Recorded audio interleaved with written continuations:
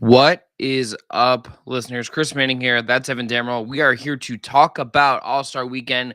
Later in the show, we'll take your questions, but we have a lot to talk about here live on YouTube if you're listening to us hanging out in real time.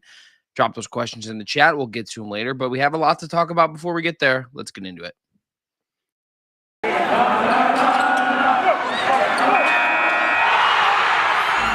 You are Locked On Cavs, your daily Cleveland Cavaliers podcast. Part of the Locked On Podcast Network, your team every day.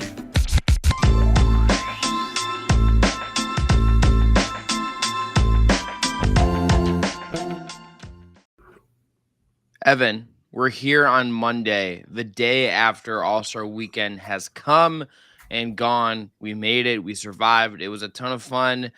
Buddy, let's just dive into it. On today's show, we are going to talk about All-Star Weekend. We're going to go through our favorite moments of the weekend. We're going to talk about some of the other changes to All-Star Weekend that we saw and kind of talk about them and how they looked in person because we were there for all of it. We're going to talk about that guy named LeBron James, some guy named LeBron James. And later in the show, again, we'll take your questions in the second half an hour of this episode. But Evan, let's just start with, what was your favorite part? What was for you the highlight of All-Star Weekend?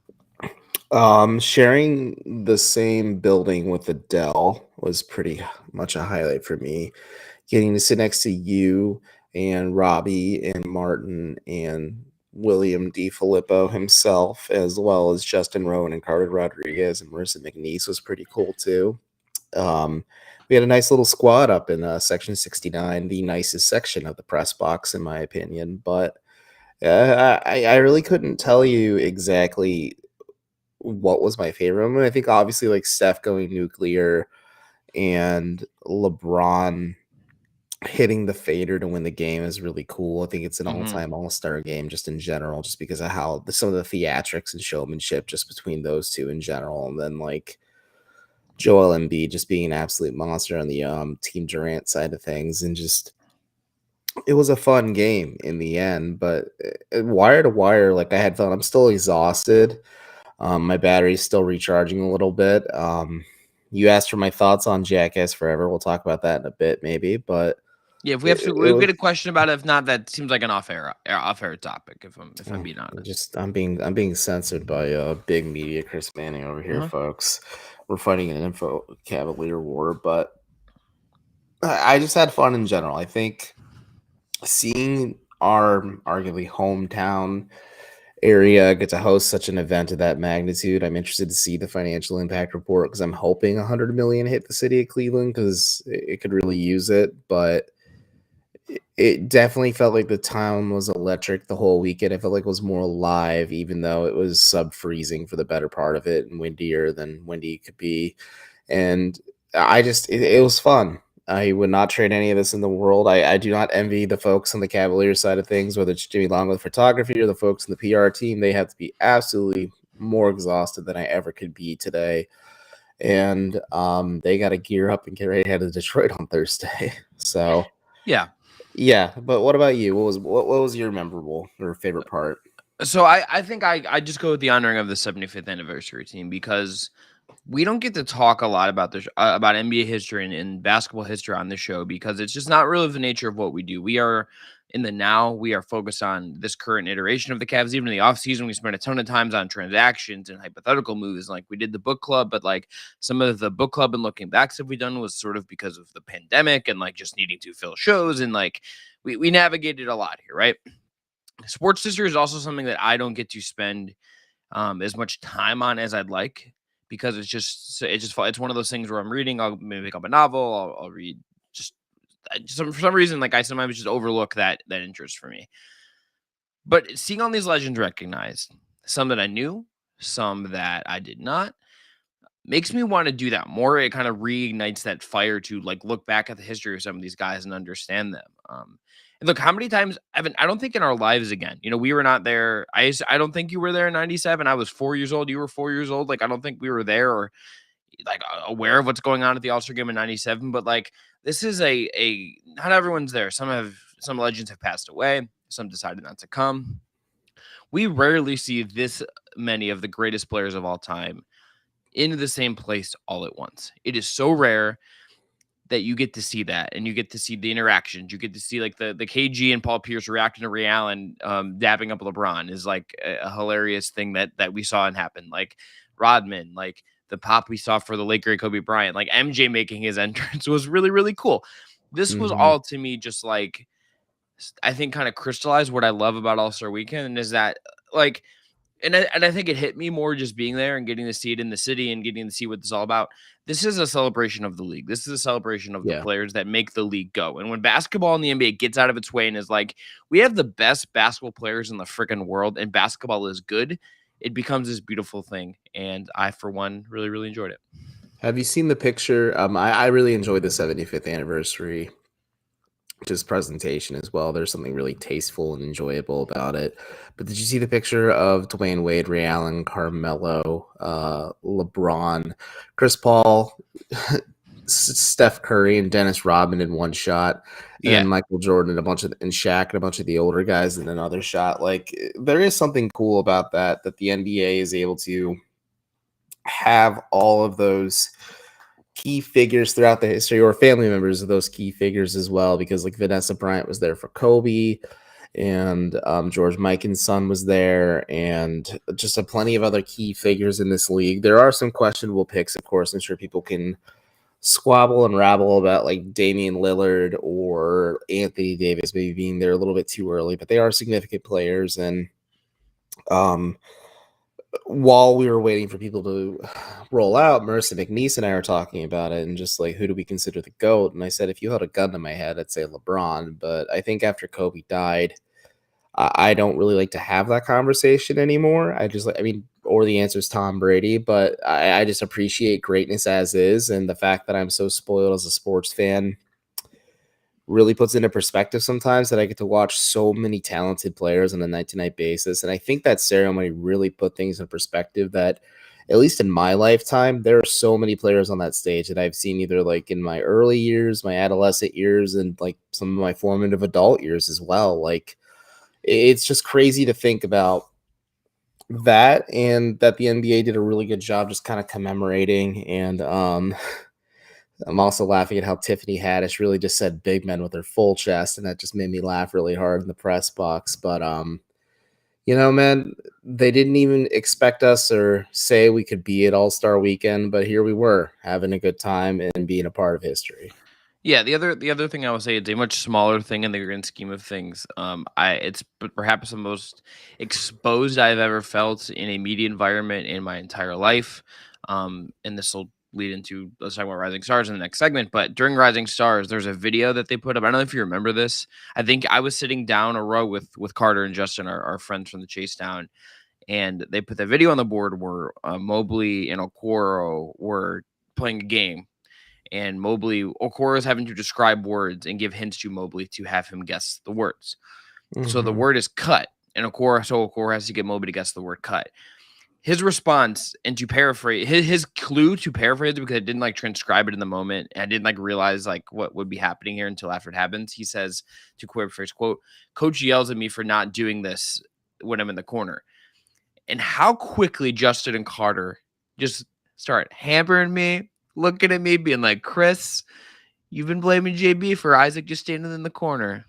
Isaac's taking the blame a little bit here, and I felt very exposed in that moment, as someone who was just like dying for some cuts, But it was fun. The whole weekend was just Chris, cool. I will say, a lion like yourself should not concern yourself with the opinion of sheep. Nah, we're all lions. We're all just hanging. We were at the fun table. It was good times. All right, after the break, we're gonna get into the format changes of All-Star Weekend, because there's a lot of them, and I think they're kind of worth discussing, and I think we saw them in person, so I would like to talk about them. But first, got to tell everyone about our friends at Built Bar.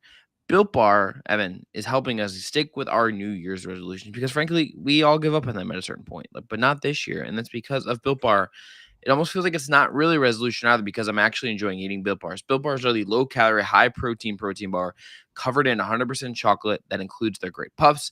Just replace your candy bars with these. They're better. A typical candy bar has anywhere from 200 to 300 calories. Built Bars have 130, 4 grams of sugar, 4 grams of net carbs, and 17 grams of protein in most cases. You can't really beat that. Great flavors like mint brownie, coconut almond, and new for this month, white chocolate cookies and cream. They are all delicious with new flavors coming out all the time. And if they think a flavor might be good, they'll make it. It will be delicious and it will be good for you. So go to built.com, use the promo code LOCKED15 and get 15% off your order. Again, use the promo code LOCKED15 for 15% off at built.com. Okay, we are back, Locked on Cavs. If you're just joining us, I'm Chris. That's Evan. We are the Locked on Cavs podcast. We're going to talk about All-Star Weekend later in the show. We already got a couple good ones below, but drop your questions in the chat here on YouTube, and we will get to them in the second half of this hour-long live stream. But Evan, we had some changes Real All-Star Weekend. Yeah. NBA Paint is now selling Darius All-Starland stuff, so get it while it's hot. Did the check clear? No, there's no check. I have been waiting for it to go on sale, is what I'm trying to say. Okay. I also hope they put the Ferret Allen one as available too. That was hilarious when TNT had him repaint that entire thing. But go ahead and talk. Yes, okay. So we had some changes on All-Star Weekend, and like the dunk contest was really bad. I don't really know if I feel a particular way about changing the format of All-Star Saturday night. The two things that I really did like, I liked the Rising Stars change with the competing to 75, like the 2 games to 50 and then the last one 75. They felt more competitive. These guys are actually kind of trying. It's not full go, but is at least a little more enjoyable to watch than just them kind of like running up and down the court and blah, blah, blah. I also liked the team aspect of the skills challenge. Some of the rule stuff was a little goofy. Like the fact that the team, the Antetokounmpos, just like threw Thanasis to the Wolves in a 3-point contest against Darius Garland was just like hey, what are you doing here? You got to save and preserve your legacy more than winning a meaningless competition. Okay, that's why LeBron never did a dunk contest. So okay, whatever. I understand what Giannis did. Okay, whatever. But then like Josh Giddey just like didn't go the right way, like in dribbling around those target, like, and it just like no penalties. Who had to count the pass? Like there's some things I don't know how they worked, and it was kind of silly, but I enjoyed the silly. And friend of the show, Martin Rickman, did say that in Australia they go in the opposite direction of everything. So it was a good joke. But did you like the changes? Because I tend to think that they were successful. Yeah, I always say that in terms of All-Star Saturday stuff, I do not look forward to the skills competition whatsoever. Like I think ever since I watched Kyrie Irving just kind of look bad for it when he was with the Cavs, I've just kind of tuned it out altogether. I think the 3-point contest is fun. I know the Cavs had a lot of participants in that, Kyrie being one of them. In the dunk contest, I've always been hit or miss on. I think Aaron Gordon and Zach LaVine set the bar like way too high and just people's expectations. It reignited the interest in the dunk contest, but even then, like before those two came along, like interest in it in general was waning.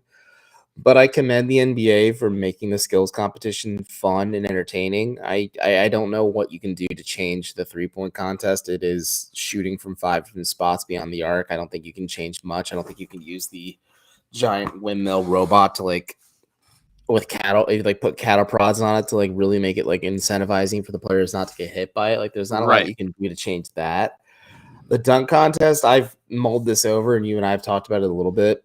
I think a time limit, I think if they leave the floor, it should be considered an attempt, obviously, because like I know Jalen Green is trying his best, and I think if he was able to pull off some of the dunks he's trying to set up, they'd be awesome. But I think giving him 13 to 15 tries to just like make slight adjustments on those dunk attempts just kills any and all momentum, because Obi Toppin like made it clear, like, let's just go home. The guy who was emceeing the event, I think he was with the Sixers that night, was like trying to hype up Obi to like say he needs X amount of points to win the dunk contest, blah, blah, blah. And Obi just goes out there and does like a standard ass dunk and wins it. And then like, that's it. And I don't know, maybe you throw out like, you notice it, especially in the All-Star game the following night. Like when you watch like Giannis just like absolutely hammered home, or LeBron, sure, the Cavs or whoever was running sound ops in the arena that night like added some emphasis and like some oomph so you could really notice like when they were slamming the basket or the ball and stuff. But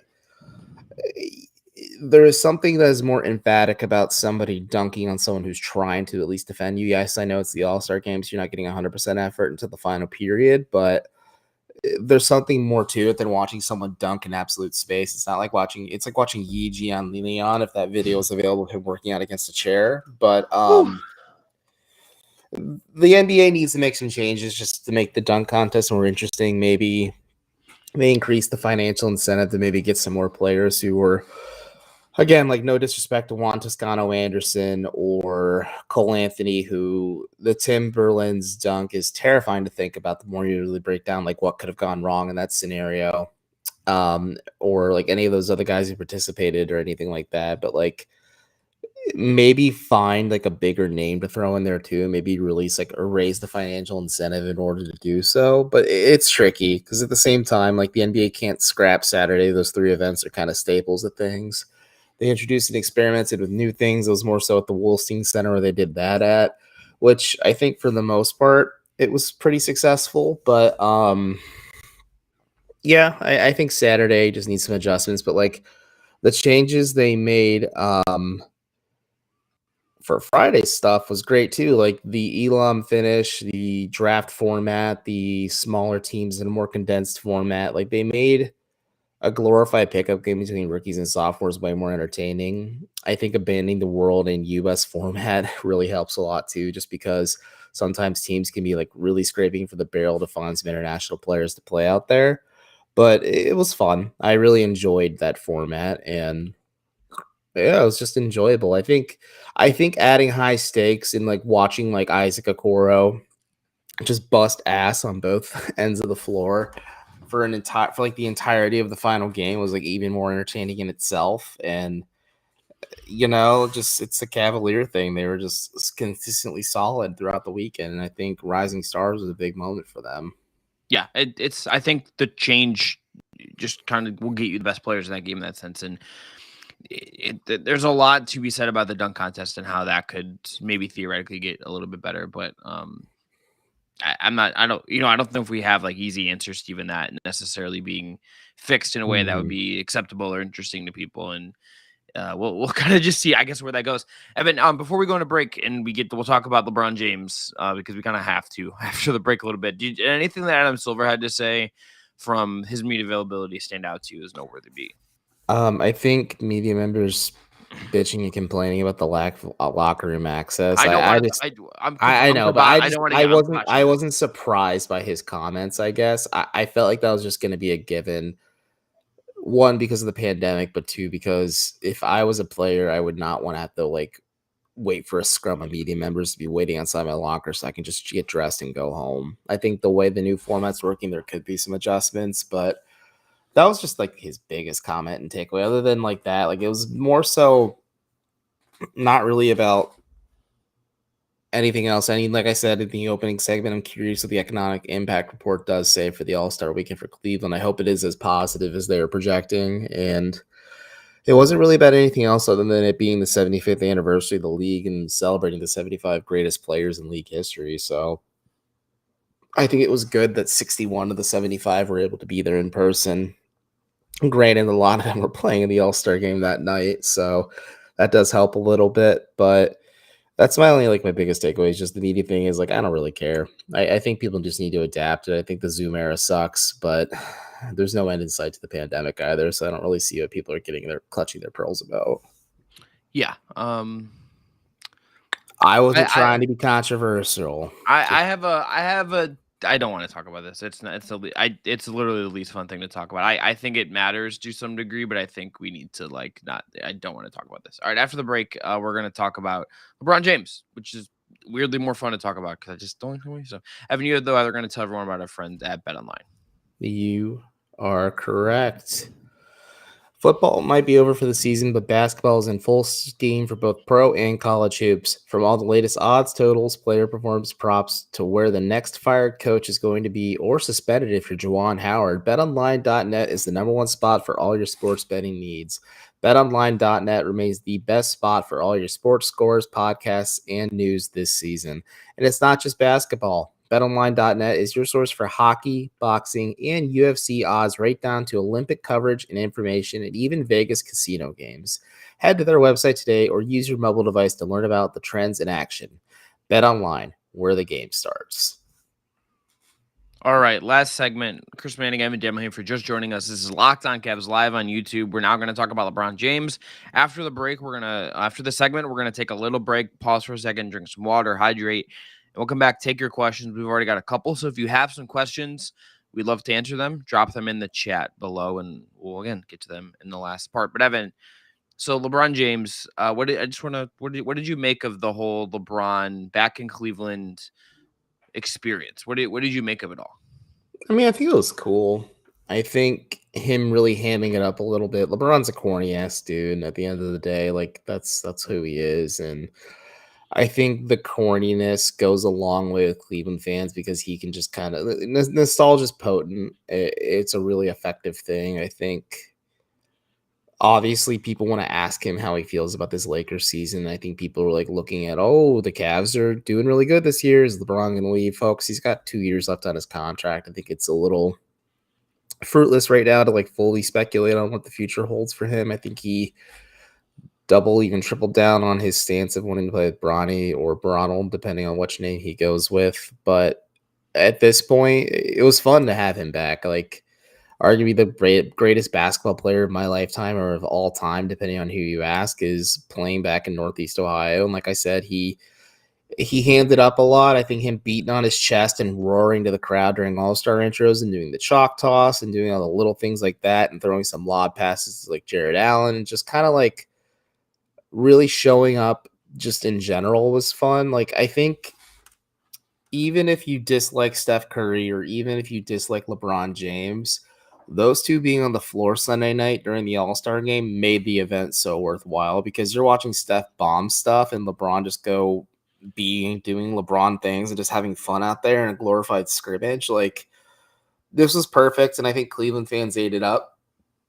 Mm-hmm. I think it's fair to speculate on maybe what the future holds for him, but I think I'm just gonna kind of wait and see what it actually holds for him. But it was cool. I don't know. It was cool to see him back in town. It was like I was talking to you about it prior to the game, but I was just kind of walking through the concourse a little bit prior to the start of All-Star, and the NBA was selling both colorways for every player, and you saw a lot of LeBron 6 All-Star jerseys. There's a lot of kids wearing them too, which I thought was really cool. So it's just like, I don't know. He's always going to be a popular athlete here no matter what, and I think people just kind of showing out and cheering and celebrating the best athlete not named Jim Brown to kind of play professionally in Cleveland is just nice to see. And like, there's no animosity or hard feelings just after he left for Los Angeles.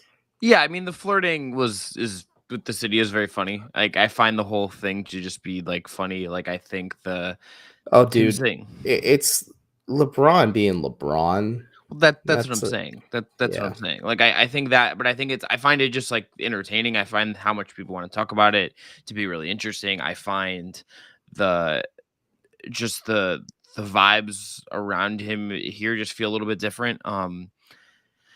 Like the pop he got, I mean, I think if we're like looking at like Sunday night in particular, and it makes sense. Like, I think the Garland and Allen got huge ovations.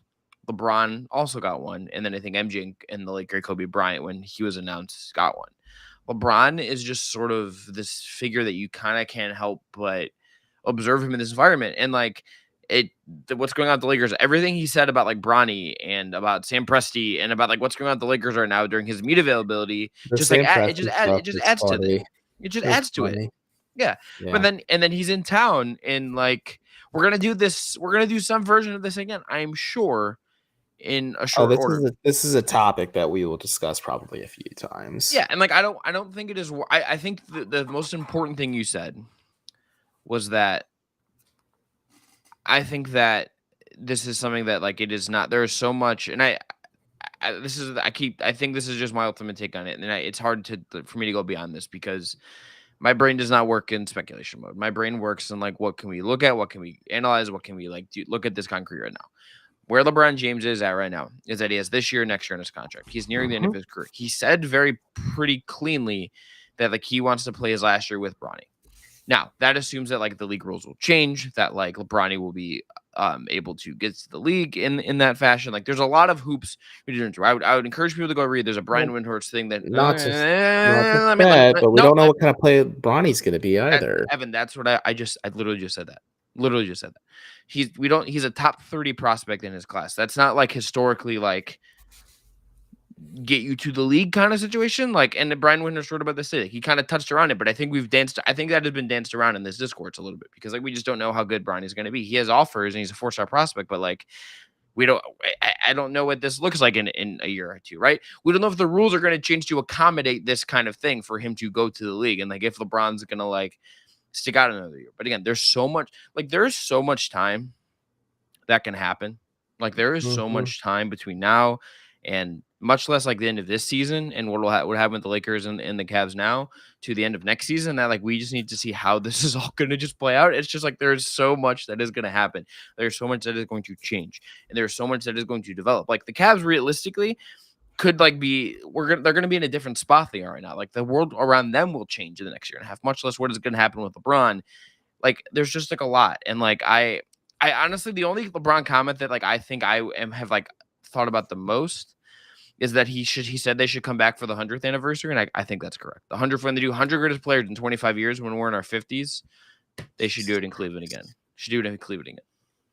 I'll be in my mid 50s. 53, Yeah. early. That's early 50s. That's early 50s. Chris will spiritually be like 98 years old, and Brother, I'll be spiritually 130. And if the All-Star festivities aren't done by 3 p.m. so he can get to prime rib dinner, he wants no part of it whatsoever. You're freaking right, man. Also, 25 years from now, if we're still doing this podcast, that'd be interesting to think about. But if we have your way, we'll be in the metaverse doing it. So, I don't know if I'll make it. Lock in, baby. But yeah, I just, like you said, we don't have a lot of concrete stuff to speculate on. I didn't know Windhorst wrote about that today, but I think that is the elephant in the room. I will link it in the show notes if you're listening on audio, and I'll put it in the YouTube once we update it. But I don't think anyone writes better about LeBron James than the only person that I would say I enjoy reading about that. But they've only written like the one big thing is Ryan Jones. He wrote I think the best LeBron book that's ever been written. Yeah, way back like in the day, and shout outs to @FarmerJones on Twitter or the Farmer Jones on Twitter, one of the two. But Wendy is just obviously like an all-time LeBron scribe, and I would like if they don't do this as much. Yeah, I just think the Windy like collection of like Akron to Miami, like it's just part of it. I would read like a Windy collection on LeBron. Like if they ever wanted to do that, I would buy that. Free idea. Brian Windhorst writes the book version of The Last LeBron Dance, but yeah, I didn't know. Like I said, I didn't know he wrote that today, but that is the elephant in the room at this point. Is we don't know what type of prospect LeBron James Jr. will be. Bronny, to be specific. I did see a kid in a Bronny jersey though, which I found interesting. I just find that that was Sierra his high school. I forget the other part of it, but either way, Sierra Canyon. Canyon. Yeah. So like he could go to he could declare for the draft. So I think he'd be draft eligible after his senior. I think that's when the rules. No, they haven't. I don't think it has been. It hasn't been officially changed, which is the thing here. Like there has to be some kind of change in the way we do this. I agree. And let's just say he does declare for the draft so he can play with his dad. I could realistically say like, because we don't know what type of player he's going to be, he's not done growing physically. He still needs to kind of mature physically, and just we don't have a full idea of how refined his game can be. Like there's glimpses of like, okay, this makes you think of his dad, but it's also unfair to compare him to his dad too. But like a team could go the same route as what the Jazz did with Dwayne Wade's kid and draft him and then stash him with the G League team just as a favor to Dwayne Wade. That's what the Jazz did. And like, let's say like the Cavs have a second round pick and Bronny James happens to be available. If the Cavs really wanted LeBron James to come back and play with his son, they could draft his kid with a second round pick and sign him to a 2-way deal and then eventually turn that into a guaranteed contract or something like that. Who knows? But again, like you said, it's also really hard to speculate where the Cavs will be 2 years from now. They could be like a legitimate title team if they make moves this offseason or next offseason. Like there is so many pieces that are going to move across the league in general before LeBron James even touches the waters of free agency. Because I can almost guarantee you, unless like he makes like the most biggest stink possible with the Lakers, I just don't think the Lakers trade him, because just from a business aspect alone, yes, the Lakers could stink right now with Anthony Davis and LeBron James and whatever they get for Russell Westbrook. But in terms of just business, the Lakers brand is a top selling brand worldwide. LeBron James's jerseys are a top selling jersey worldwide. That is instant money for the Lakers. And financially, that makes no sense to kind of completely shut your window on that. And also contention-wise, I think even as LeBron gets older and he slows down a little bit and the injuries kind of take their toll more often than not, where they just kind of really nag at him for the better part of the season. Mhm. Like I'm so surprised he played 36 minutes last night in the All-Star game. I was expecting him to play like 10, 15 minutes, do some cheesy stuff, and then just move on with it because of his knee problems. But I'm not reading too much into it. I do think he knows what he was saying. I wonder if there may be more so shots at the Lakers that he's getting frustrated with such a situation there, and he's using the media as a tool to do that. Yes, that's Because that's he's that's done what's that going plenty on. of times. He's done that plenty of times with the Cavs, and I think I'll believe it when I see it. But for now, like there's a less than zero chance he like becomes a Cavalier during this offseason. And if hey, I was wrong about the Cavs this season, and if I'm wrong about this one, I'd be very, very surprised. Yeah. All right. After the break, we're gonna take your questions. We already got a couple. We'll start with one. Someone asked about the name of the book. I'm gonna get the exact name for you to make sure I get that correct, so you can go purchase that somewhere. But we'll be right back and dive into some questions. So drop them in the chat below.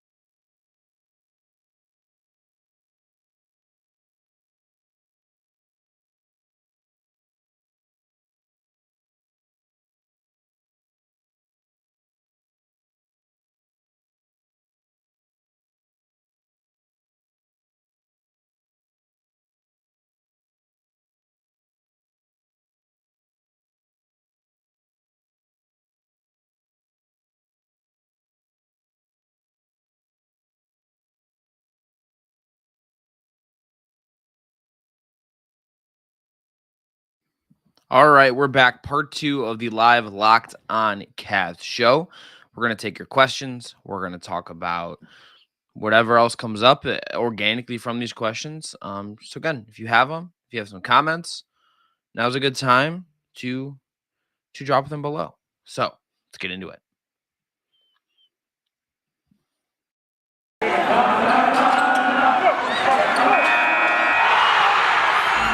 You are Locked On Cavs, your daily Cleveland Cavaliers podcast. Part of the Locked On Podcast Network, your team every day.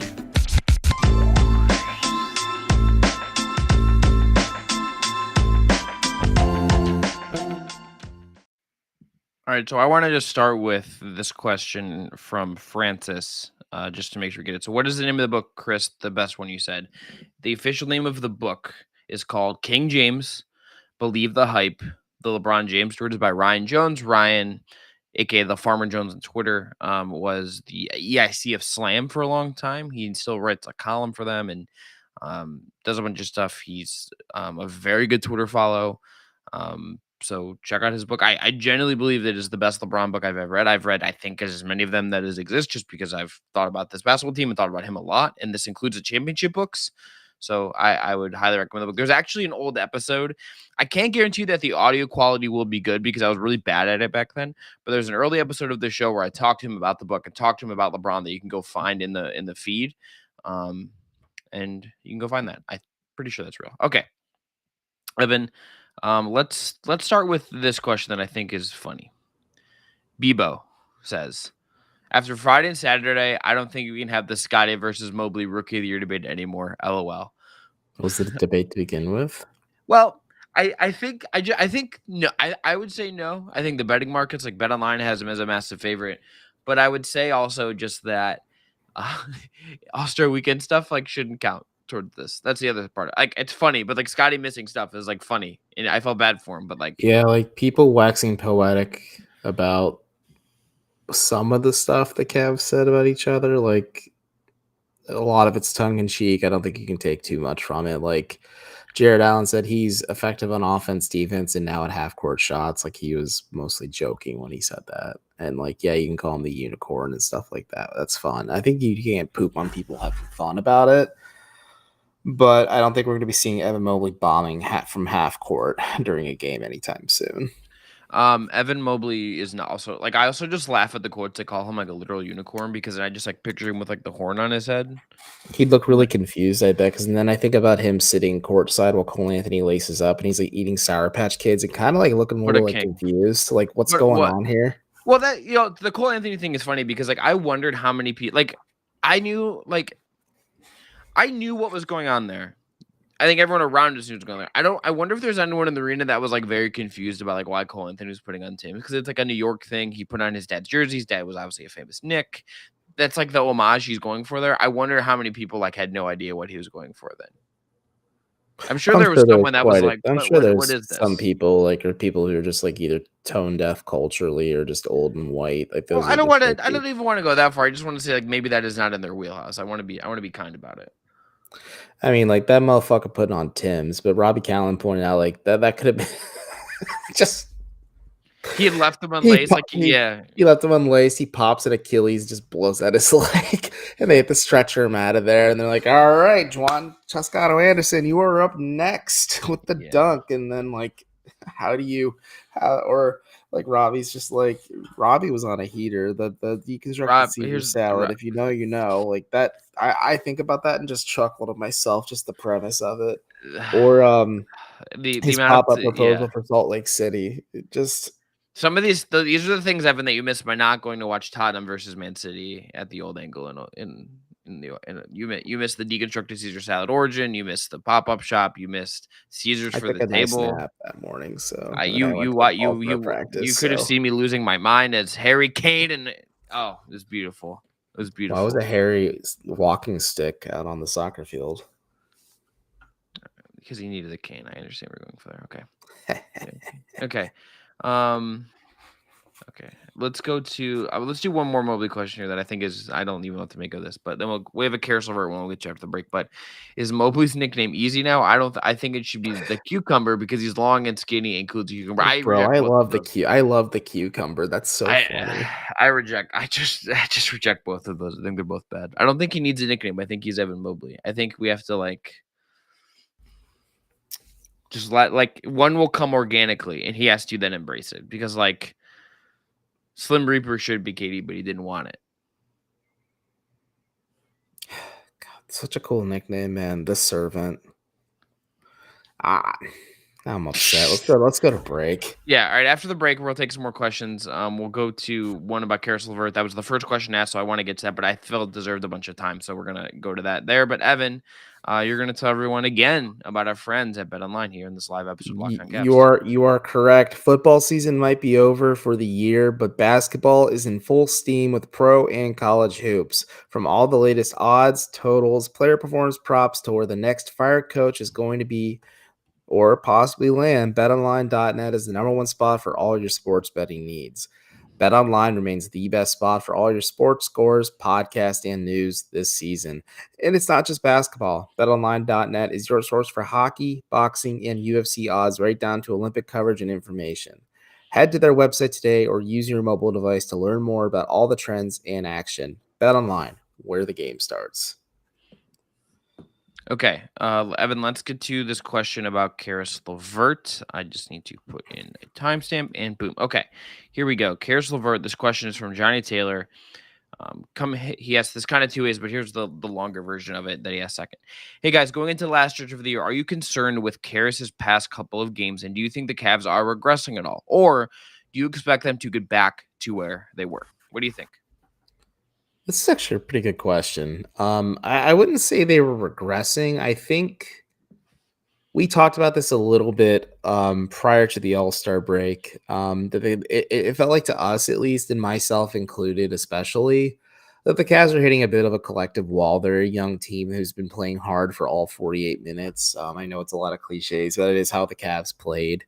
And they just kind of looked tired and sluggish heading into the All-Star break. It kind of felt like some of the guys were maybe just kind of getting ready just to take off 9 days. And this is a Cavs team that could really use it because Evan Mobley was hitting a bit of a rookie wall before he got to that point. And JB Bickerstaff himself even said it's a real thing. So I think the Cavs are just kind of slipping a little bit on their own. I think they're kind of like regressing back to the mean a little bit. It's tough after you lose Ricky Rubio, and it's tough after you lose Colin Sexton, and it's tough that you're asking Darius Garland to play at such a high usage rate, and it's hard to ask him to sustain just kind of the production he's done at that rate. And you're also trying to get Karis LeVert into the fold a little bit. And I wouldn't say there's a regression or that there's any concern. I think he's still trying to get acclimated and used to the offense because JB Bickerstaff was asked about this in like ways they were trying to get him comfortable, and JB just plainly said like he's a highly effective pick and roll player. I've asked him about this a few times, and the Cavs have a bevy of big men in terms of just Mobley, Allen, Kevin Love's a pick and pop partner. Laurie Markkinen, when he comes back as well, will be useful in both of those roles, more so as a pop than a roller, I'd say. But I think the Cavs are still trying to get him acclimated and comfortable. And JB said once he kind of has a full, firmer grasp of how the offense functions and flows, because the JB also said the Cavs don't use set plays every single time. Like there'd be times where he'll run a set play to maybe get the offense back in a rhythm, but he'd rather let the players read and react to what the defense is giving them and try and make the smart read or the conscientious play on that part. I think it's tough because when you look at some of the recent games, they are ugly losses to Atlanta and Philadelphia, and it required Trae Young in gaming the system a little bit and Joel Embiid gaming the system and going nuclear at the same time. It's hard to really take a full grasp of that because we haven't had a ton of Karis LeVert games either, but Bickerstaff just said like they're going to try and do these things in the pick and roll to get him comfortable out there and have build up a dichotomy and familiarity with his teammates.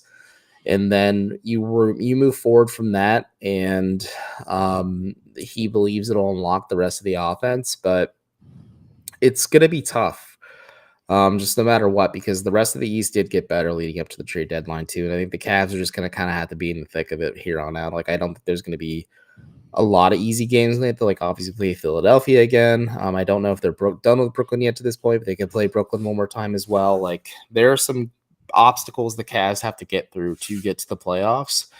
I think they will get there. I'm curious to see where they land at this point, but I don't think there's any reason for concern because Karis LeVert is just still such a new piece and a new face for this offense.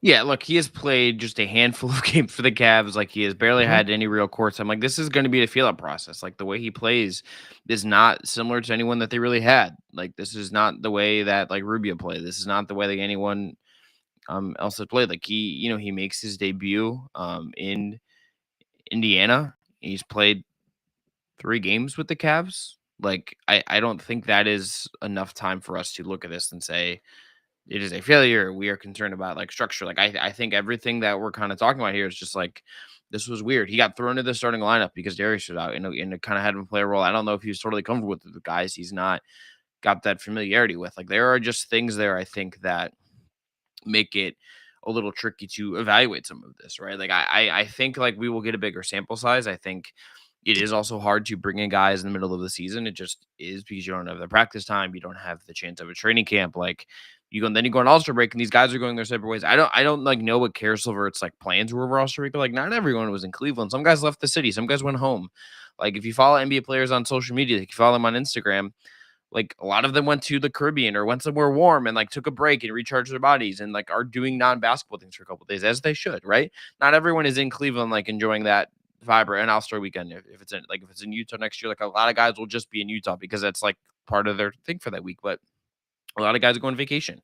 A lot of guys go home to their hometowns. Like whatever LeVert did, I'm sure he like is doing some stuff, but like the camaraderie, the gelling that will come, the stuff that you're hoping to see as we kind of move on here is not going to come until we get more games, until we get to see him play a string of games with this team, and like playing Detroit, then playing Washington the weekend, like those 2 games, we'll see how he looks. We'll see how the whole team looks. But like that's where the building has to start. And I think getting Lauri Markkanen, frankly, is a part of that as well, because I think he's a piece of this team as a spacer, as someone that kind of lessens the burden of what Kevin Love needs to do in this basketball team. From a defensive scheme standpoint, because of his size and how many, to his credit, how well he's deflected passes this year and things like. There's just a lot that is still kind of coming together, and I think a big part of the end of this Cavs season is not just going to be do they have what do they have left in the tank gas wise. It is going to be how quickly can they gel and be the best version of what this group is to then make a run of the playoffs, to have the best seed possible, etc. Like.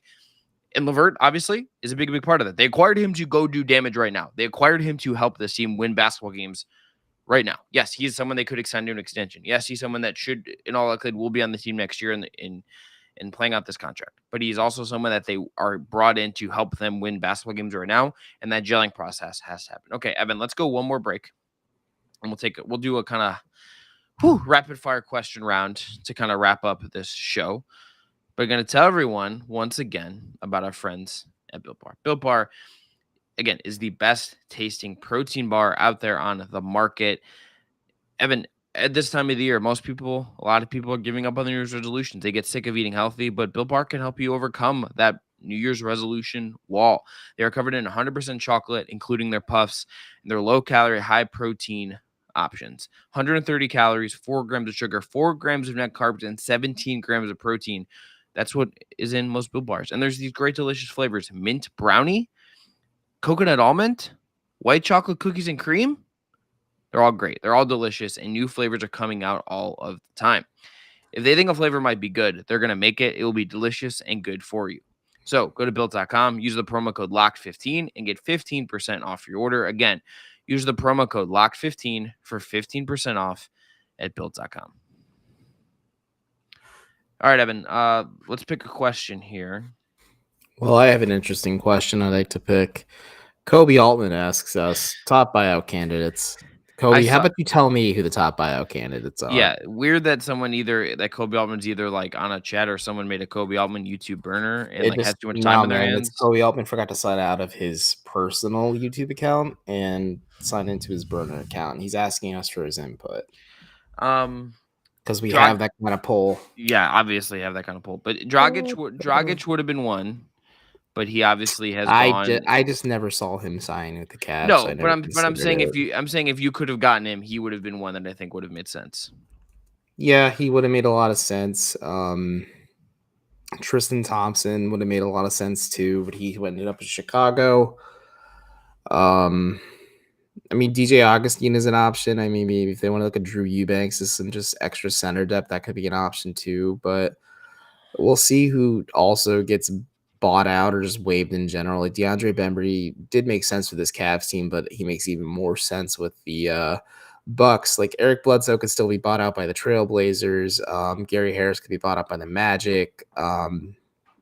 There's Robin Lopez of the Magic as well too. Even Tomas Satoransky with the Spurs if they want to do that.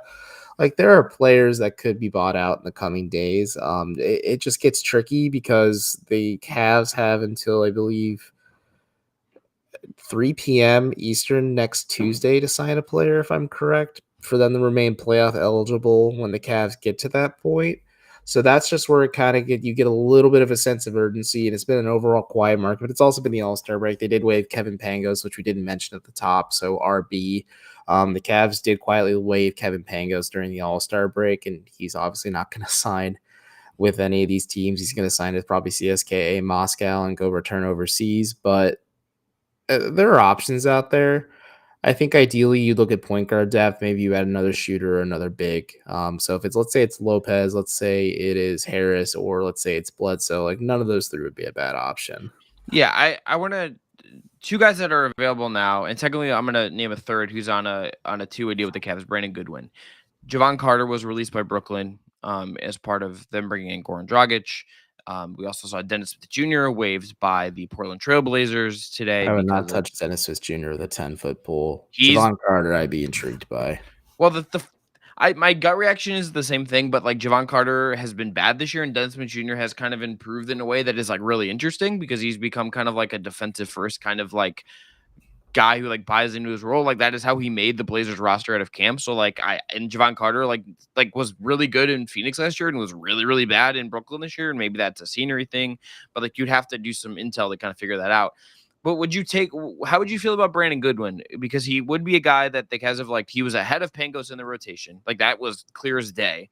But he's on a 2-way deal. So if he's on a 2-way deal come the playoff time, he's not eligible to play in the postseason. That is just how that works. I thought they changed that rule because of just the COVID issues.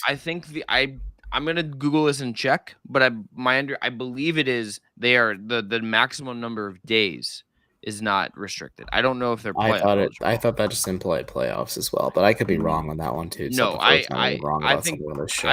I think they would need to be very explicit about the playoff. Facebook, notwithstanding, but look, you'd have to. I think they'd have to be. I think they have not been explicit about the playoff thing. I could be wrong about that, but I'm gonna look this up. But I'm pretty sure you'd have to sign him to the 50-man roster to do so.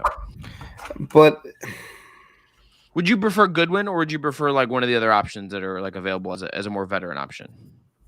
Are we just saying like in terms of Javon Carter? Or no, I'm saying like you could. I'd prefer a veteran option over Brandon Goodwin. I think I think Brandon Goodwin intrigues me. I think he gives the Cavs a certain type of punch that is like a very, very, very diet version of what Colin Sexton could give the Cavs. But when you watch him play like a full 30 minutes, or if you ask him to play like meaningful minutes, like I think I'd rather use that roster spot maybe on a veteran who's going to bring some normalcy to the locker room and help maybe contribute in a more meaningful way. Yeah.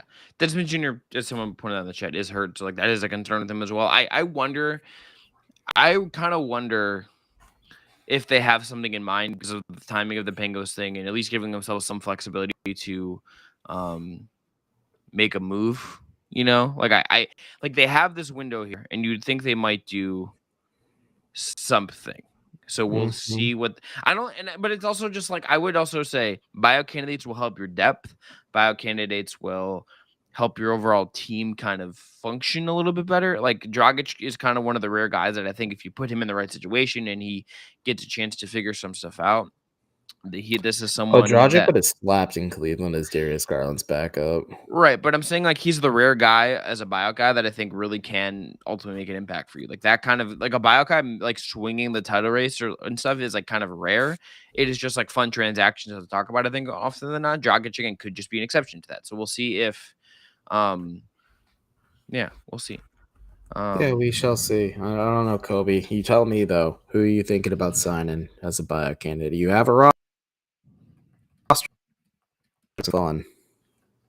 Yeah. Okay, Evan, let's take one more. Don't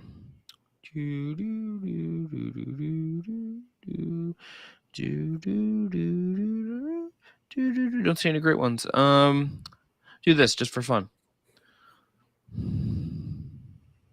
Chris, are you a Jackass guy? I've watched some of them. Some of them. The movies or the show? Both. I couldn't tell you like my exact like chronology with the franchise, but you don't even like Medina's own Ryan Dunn, R.I.P. to a legend. R.I.P. man. I always like Johnny Knoxville. Joe and I went to see that movie today, and he got flipped by a bull and knocked unconscious. And I gagged a few times in the theater. But Chris Pontius is always fun. Steve-O's story's fun in general. Yeah, his retribution in general is fun. Well, yeah, Steve-O becoming like a healthier human being is just like a heartwarming thing. You know, bro, that documentary was so hard to watch. Like his like just absolute, and he talks about it on the movie. He's like, when we were doing some of these stunts, like I did not care about dying, but now that I have a new lease on life, I actually care about this stuff. Yes. And then they're like, could you believe that 10 years later you're back on a movie set, or 20 years later you're back on a movie set? He's just like, no, but I still look pretty damn good. So yeah. All right, Evan, let's end on this. Kids. Let's end on this actual question from Joe. Rank the All-Star events from best to worst. The dunk contest is last for me. Probably the 3-point contest. Are we just doing the main events? Or are we including like the HBCU game and the next gem game? I would go also the 75 ranking that first. That's number one. I Oh, think I was going in reverse order. Oh, I'm following the question, going best to worst, even though Joe spelled worst with a Q, which is Beat to concerning. course. Yeah, concerning. I'm gonna go all 75. I think I would go the All-Star game. I would go the Rising Stars game. I would go the skills competition. I would go 3-point shooting. I would go the celebrity game, and I'll go the dunk contest. Wow, I would put this. Yeah, actually, I think you're right. That's a good one. Like Miles Garrett at least was entertaining in that The dunk game. contest was awful. Like it was awful. It was objectively just boring. Like I was sitting in the press box at one point. I'm just like, please let this fucking end. I want to Yeah. go home. Yeah. So I look at my watch, like it's 11:30, and there's no sign of this being over. Yes. It was not good. And yeah, I just like don't have a fix. I don't have like a clear like thing to make it better. I don't like know what the right way to do it is. It's just kind of just like one more question. Yeah. Johnny Taylor asks, Evan, any update on Lowry? I know he was ramping up his play in Cleveland during the break. Yeah, I know he was in Cleveland during the All-Star break. Story not about his recovery, but something else involving Lowry marketing coming soon on my end. But we'll wait and see, I guess. The Cavs, I would assume, would maybe hold practice Wednesday. I know that most of them are off or trying to get back into town by Tuesday to get ready for Wednesday and get to Detroit on Thursday. So we might have an update then. But for now, we're not going to really know anything because the Cavs are a pretty hush-hush org. And you hope he's back, but also like don't be surprised if he's not. Yeah, I think the read on it is basically we just kind of have to wait and see. Yeah, no, like it is. He is not in a boot, which is positive. He traveled with the team. He was putting up shots at the NBA crossover event on the court for the fans with Taco Fall. So weird times. But if like those are this is the way I would. Evan, tell me think this is wrong. I think the best way to consume like injury stuff as like a fan, if you're like trying to figure out what's going on, is don't always listen to like what is being said publicly, because I think some of that stuff is like JB is never going to give you like a straight answer. Like that's his right. He's never going to give you like a straight answer. What you need to look for is sleuth on the social media. He like gives you the most basic like non-answers. Yes. Sleuth social media and see if guys are out for a while and they start traveling with the team. That is sometimes an indication, not always, but sometimes an indication that they're getting closer to returning. If they had a boot on previously and they didn't, it is the case. And there's also like this gray area where like Lowry is not going to be available to us as media while he's injured. But if he was out for the year, we think like it is in the CBA that we could like, if Colin, for instance, like he's done some availability, so I don't think it'll happen in this way, but like if a guy's out for a year, you typically can like ask for the guy and like they kind of have to give you him like one time. Like Kevin Love did that at the end of a season once. Like that, this has happened before. I think Lowry will just kind of show like what is going to happen is like we're gonna like get to availability and Lowry. We're gonna find out like he's gonna like say maybe he's gonna play before a game and then like he's gonna be in the starting lineup on the jumbotron and it's gonna be like, oh, Lowry's back. Like that's realistically how this is gonna happen. Yeah. That's pretty much all it is. I know like people are really wondering what's going on, but the Cavs are a cautious organization, and that's a big man who had a high ankle sprain. You don't really want to rush him back on that one. It's more so how his body's responding, and I think there are signs pointing in the right direction that say he'll probably be back against Detroit or Washington or Minnesota. Yeah, the good thing about the Cavs schedule right after the All-Star break is that there is a lot of time. There's not a lot of back-to-backs. There are some games at home. Like there's a good window here to get him, not just to get him to play, but also to like not have to play a back-to-back and like get kind of acclimated in a meaningful way. And I'll be curious to, and look, this is also lead to some interesting lineup decisions. Like, will he start? Will JB bring him with the bench? Like, what happens? What does that mean for Karras? What does it mean for Okoro? Like, there are implications here that will be worth watching. We'll break it all down on future Locked On Cavs. But if you're looking for a great second listen today, check out Locked On Bet, your daily one-stop shop for all your betting needs. Thanks again to Evan for coming through and doing this live with me, for putting up with me for an hour. Thanks to all the listeners for hanging out. Hope everyone had a good weekend. Hope you enjoyed All-Star. If you got to go to anything, see anyone. I got to see Joe for a minute. It was cool. And I hope everyone has a good one. Stay safe. We'll be back. Evan, why don't you tell everyone what I'm going to be out. We're going to record another, but you are going to record an episode on Tuesday. I will be taking the night off. So tell everyone what we got coming. Yeah, we have Bailey Brewmaster coming on the show this week with me. We'll be talking about All-Star Weekend and her coverage and her just kind of wetting her whistle and getting acclimated to covering Cleveland sports in general after covering the Packers for a few years up in Green Bay. I'll be talking with her at that. Chris and I'll be back with a special guest for next week, which we will not tip our hats on if some of our friends may know about it already. We'll be doing the Locked On. I don't even know. I don't think anyone knows. I Did think you Joe tell might. anyone? I Oh, might have okay. told Joe, but Okay. other than that, Locked On NBA, some of the guys and I be talking about the surprises of the East, the Cavs included, and we'll be back at it in full action once the Cavs play the Pistons on Thursday. It's going to be fun. It's And gonna be that's pretty fun. much it. Yeah. Yeah, subscribe if you haven't already. Thanks everyone for tuning in. Be well, be safe, and we'll talk to you soon.